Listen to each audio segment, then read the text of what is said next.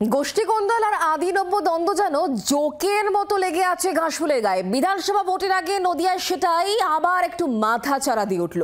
বাংলা ভাষা আন্দোলনকে সামনে রেখে রানাঘাটে মিছিল আদি নেতাদের, যাকে কেন্দ্র করে জেলা তৃণমূলের অন্দরে তৈরি হয়েছে চাপা উত্তেজনা।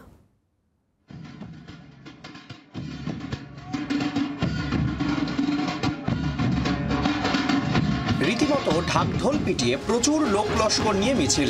রবিবার যা দেখে কিছুটা অবাক হয়েছিলেন রানাঘাটের মানুষ, যদিও এর মধ্যেই তৃণমূলের গোষ্ঠী কোন্দলের আজ পাচ্ছেন অনেকে।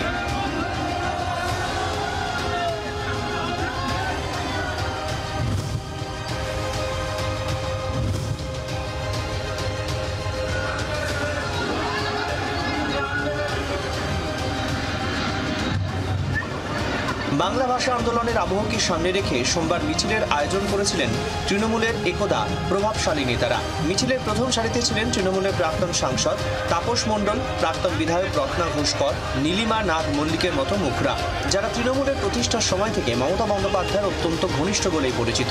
তবে গত কয়েক বছরে এদের কাউকে সক্রিয় রাজনীতির ময়দানে দেখা যায়নি। দলীয় কোনো পদ না পেয়ে সংগঠনে গুরুত্ব হারানোর ফলে কার্যত ঘরেই বসেছিলেন। আচমকা পথ পরিবর্তন, নির্বাচনের মুখে ফের রাজনীতির মাঠে প্রত্যাবর্তন সেই পুরনোদের। হাজার হাজার তৃণমূল সমর্থককে সঙ্গে নিয়ে শক্তি প্রদর্শন করলেন। সেই সঙ্গে উঠে আসলো শাসকের আদি নব্য দ্বন্দ্বের কথা, এমনটাই বলছেন বিরোধীরা। এই মিছিল কোনো বাঙালি বা বাঙালি ভাষাকে কেন্দ্র করে মিছিল নয়, আদতে এটা একটা শক্তি প্রদর্শনের মিছিল। এটুকু আমি বলতে পারি যে এই সমস্ত মিছিল টিছিল করে বিশেষ করে তৃণমূলের জায়গা পাওয়ার কোনো জায়গা নেই। মূলত টাকা কত বেশি কামিয়ে দিতে পারবে তার উপরে ডিপেন্ড করছে তৃণমূলের বিভিন্ন পদ। মিছিল শেষে নেতারা আকার ইঙ্গিতে বুঝিয়ে দেন পুরনোরা এখনো মাঠে নামলে নতুনদের সহজে জায়গা ছাড়ার প্রশ্নই নেই, যদিও প্রকাশ্যে আদি নব্যের দ্বন্দ্ব মানতে চাইছেন না তারা।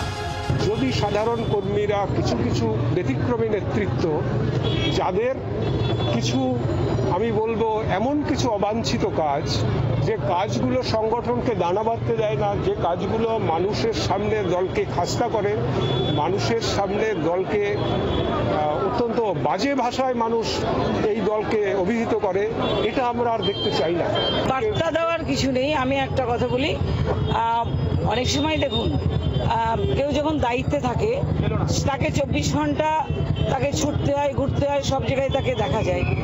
আমরা যারা পাশে থাকি, সঙ্গে থাকি, আমরা দলের মিছিল মিটিং যখন হয়, যেখানে হয়, আমরা সেই প্রয়োজন অনুযায়ী যাই।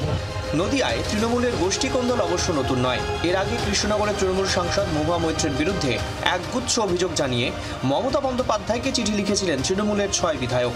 অভিযোগ ছিল জেলা নেতৃত্বকে এড়িয়ে মহুয়া নিজের মতো বুথ অঞ্চল সভাপতি বদল করছেন।